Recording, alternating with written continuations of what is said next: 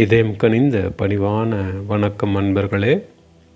பகவத்கீதையை சிம்பிளாக புரிஞ்சுக்க குரு அருளும் இறையருளும் வேண்டி தோங்குவோம். இந்த பதிவில் நம்ம பார்க்க போகிறது அத்தியாயம் 2லேருந்து ஸ்லோகம் 39-40. முதல்ல ஸ்லோகம் 39. ஏஷா தே பிஹிதே சாங்கியே புத்திர்யோகே த்விமாம் ஸ்ருணு புத்யா யுக்தோ யயா பார்த்த கர்மபந்தம் பிரஹாஸ்யசி. இதோட அர்த்தம், இதுவரை சாங்கிய யோகம் என்கிற ஆன்ம அறிவியலை பற்றி நான் விளக்கினேன். இனி கர்மயோகத்தை பற்றி சொல்கிறேன் கேள். இந்த அறிவை கொண்டு கர்ம பந்தத்திலிருந்து விடுபடுவாய். அடுத்து ஸ்லோகம் 40. நேஹாபிக்ரமனோஷோஸ்தி பிரத்யவாயோ ந வித்யதே ஸ்வல்பமப்யஸ்ய தர்மஸ்ய த்ராயதே மஹதோ பயாத். இதோட அர்த்தம், இந்த முயற்சியில் உழைப்பும் வீணாவதில்லை, எந்த பாதகமான விளைவுகளும் இல்லை. தர்ம வழியில் எடுக்கப்படும் ஒரு சிறு முயற்சி கூட பெரும் பயத்திலிருந்து நம்மை பாதுகாக்கும். இப்போது இந்த ஸ்லோகங்களோட விளக்கத்தை சிம்பிளாக புரிஞ்சிக்க முயற்சி பண்ணுவோம். நாத்திகம் ஆஸ்திகம் இவங்களுக்குள்ள என்ன பிரச்சனைனா, கடவுள் இருக்காரா இல்லையா அப்படிங்கிறதுல ரெண்டு பேருக்கும் டிபேட் வச்சுக்கிறாங்க, ஆர்குமெண்ட் வச்சுக்கிறாங்க, சண்டை போட்டுக்கிறாங்க. நாத்திகவாதி கடவுள் இருக்காருங்கிறத என்னோட பகுத்தறிவு ஒத்துக்கலை, அதனால் கடவுள் இல்லை அப்படிம்பாரு. ஆத்திகவாதியோ அந்த கடவுள் தான் இந்த உலகத்தையே படைச்சார் அப்படிம்பாரு. உலகம் இயற்கையோட படைப்பு அப்படிம்பாரு ஏத்திஸ்ட்டு. அந்த இயற்கை தான் கடவுளோட மேனிஃபெஸ்டேஷன் அப்படிம்பாரு நம்ம ஆன்மீகவாதி.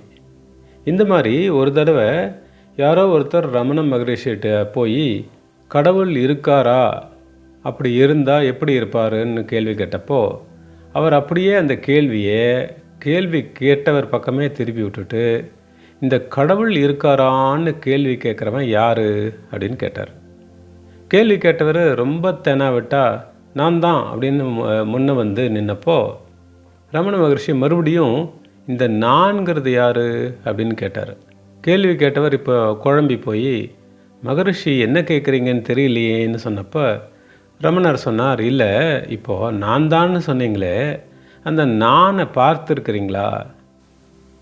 இந்த நான்கிற உணர்வை பிடிச்சி இந்த நான் யார் அப்படின்னு பண்ணி பார்த்தா நமக்கு முதல்ல நாம் இருக்கோமான்னு தெரியும், அப்புறமா கடவுள் இருக்காருன்னு உணர முடியும் அப்படின்னு ரமண மகரிஷி சொன்னார். இப்படி நாம் பண்ணக்கூடிய நான் யார் அப்படிங்கிற விசாரணை தான் இன்வெஸ்டிகேஷன் ப்ராசஸ், பகுப்பாய்வு, விசாரிக்க ஆரம்பிக்கிறது தான் ஆத்ம விசாரம், உண்மையான பகுத்தறிவுங்க. இதுதான் சாங்கிய யோகம் அப்படின்னு சொல்லப்படுற ஞான யோகம். நம்மை பற்றிய தன்னுணர்வை பற்றிய நம்ம ஆன்மாவை பற்றிய ஞானம். நான் யார் அப்படின்னு நாம் கேள்வி கேட்கும்போது இதென்ன கேலி கூத்தா இருக்குது, நான் யார்னு தெரியாமையா நான் இருக்கேன், நான் யார்னு விசாரணை எதுக்கு பண்ணணும், நான் தான் இன்னார், இது என் பேர், இன்னாரோட மகன் மகள், இந்த ஊரில் இந்த படிப்பு படித்து இந்த வேலை தொழில் பண்ணுறேன், என்னோட ஹைட்டு வெயிட்டு, கணவன் மனைவி, என்னோட புள்ள குட்டி பேரன் பேத்தி, இப்படி சொல்லிக்கிட்டே போகலாங்க. ஆனால் இது எல்லாம் நம்ம எக்ஸ்டர்னல் ஐடென்டிட்டிஸ். நம்மளை நாம் வெளி உலகத்துக்கு ஐடென்டிஃபை பண்ணுறதுக்கு, அறிமுகப்படுத்திக்கிறதுக்கு நாம் யூஸ் பண்ணுற ஒரு சில அடையாளங்கள். நமக்கு ரியலாக நான் யார் அப்படின்னு ஒரு அறிமுகம் தேவைப்படுது. உண்மையாகவே எனக்கு நான் யார், எனக்குள் இருக்கும் நான் என்கிற உணர்வு என்ன, அது நிஜமா அப்படின்னு நமக்குள்ளேயே கேள்வி கேட்க ஆரம்பிக்கும்போது நாம் ஒவ்வொரு முடிச்சா வைக்க ஆரம்பிப்போம். This process of self enquiry is called Sankhya. Sankhya ஃபிலாசபியில் 24 வகையான ஃபேக்கல்ட்டிஸ் பற்றி சொல்லியிருக்காங்க. அது என்னன்னு பார்க்கலாம் வாங்க. நம்ம பாடி சிஸ்டத்தில் நாம் கண்ணால் பார்க்க முடியறது இந்த உடம்பு, ஃபிசிக்கல் பாடி. உடம்பின் அங்கங்கள் நமக்கு நல்லா தெரியும். கை, கால், வயிறு, நெஞ்சம், முதுகு, தலை, இப்படி நம்மால் தொட்டு பார்க்க முடியும். இதை ஸ்தூல சரீரம் அப்படின்னு சொல்லுவாங்க. இந்த ஸ்தூல சரீரம் பஞ்சபூதங்களால் ஆனது. அதாவது நீர், நெருப்பு, காற்று, எர்த், ஸ்பேஸ் அப்படிங்கிற 5 எலிமெண்ட்ஸ். இந்த உடல் மூலமாக 5 காரியங்கள் செய்ய முடியும். 5 ஆக்ஷன்ஸ். அதாவது வாயால் பேசுகிறது, கையால் வேலை செய்கிறது, காலால் நடக்கிறது, ஓடுறது, மலஜலம் கழிக்கிறது, ப்ரொக்ரியேஷன் ஆர் ரீப்ரொடக்ஷன். இந்த 5 வகையான உடம்பின் நடவடிக்கைகள் எல்லாம் கர்மேந்திரியங்கள் அப்படின்னு சொல்லுவாங்க. அப்புறம் நம்ம ஐம்புலன்கள், சென்சஸ் 5. அதை அனுபவிக்கிற உதவுற உடம்பின் 5 பாகங்கள். கண்ணால் பார்க்குறது, காதால் கேட்குறது, மூக்கால் நுகர்றது, நாக்கால் டேஸ்ட் பண்ணுறது, தோல் மூலமாக தொடு உணர்ச்சி, இது எல்லாம் சேர்த்து ஞானேந்திரியங்கள் 10. அதுக்கப்புறமா இந்த இந்திரியங்கள் மூலமாக இன்ஃபர்மேஷன் ப்ராசஸ் பண்ணுற நம்ம மனசு, டெசிஷன் எடுக்கிற நம்ம புத்தி, ஈகோ, அகங்காரம், சித்தம், இதைத்தான் நம்ம சூக்ஷ்ம சரீரம் அப்படின்னு சொல்கிறோம். இப்படி நாம் நான் யார் அப்படின்னு செல்ஃப் என்கொயரி பண்ணும்போது இந்த உடல் நான் இல்லை, இந்த மனசு, புத்தி, அகங்காரம், சித்தம் நான் இல்லை அப்படின்னு ஒவ்வொன்றா பகுத்தாய்ஞ்சு ஒதுக்கி பார்க்கும்போது இதையெல்லாம் தாண்டி நாம் உயிர் வாழ காரணமாக இருக்கக்கூடிய ஆன்மா, சோல் இருக்குங்கிறத நம்ம தெரிஞ்சுக்குவோம்.